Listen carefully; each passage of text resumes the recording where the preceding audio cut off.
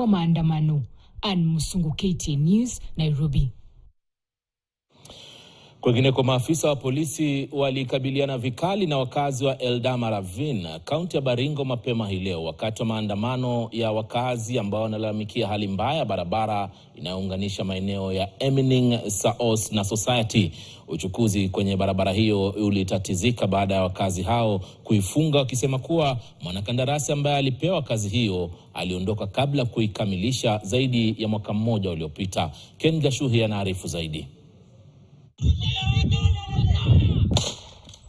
Makabiliano makali yalizuka baina ya maafisa wa polisi na wakazi wa Eldama Ravine, kaunti ya Baringo, wakati wa maandamano, wakazi wakilalamikia ubovu wa barabara hii inayounganisha maeneo ya Emining, Saos na Society. Wafanyabiashara wanapita barabara, nyanya zinapitia hapa, zinaenda mpaka Kericho, Kisii, Nakuru, Eldoret, wapi. Hii barabara ni ya muhimu sana. Juu watu wa nyanya hawezi anzia Marikat ama Emining wasukuke Nakuru waende wapitie Kericho, hapana. Huwa wanapitianga hii barabara. So tunasemanga hii barabara hata wafanye nini hatutafungua.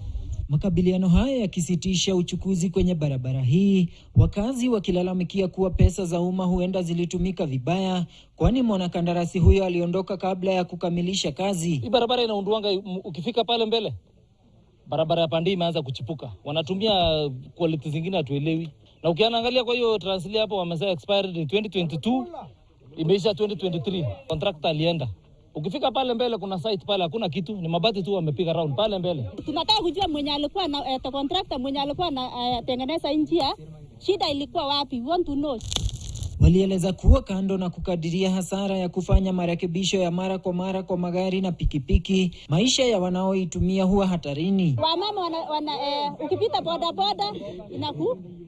inakutingiza, hata wamama wenye wajawazito hata wafiki town. Kila wiki tunaenda masprings zimevunjika. Ukifika hapa hivi hata ukitaka kuokoa mtu mwenye analeta hospitali ni ngumu afike. Kwa sababu gani? Mashimo. Mimi mwenyewe nimeanzia Ravine na wanafunzi naenda Kabarnet. Kufika barabara hapo nusu gari inaharibikia hapo. Karibu yangusha wanafunzi barabara hapa hivi. Wakazi hawa sasa wameomba serikali kuhakikisha kuwa mwanakandarasi aliyehusika amerejea hapa na kukamilisha barabara hii. Ken Gashuhi, KTN News.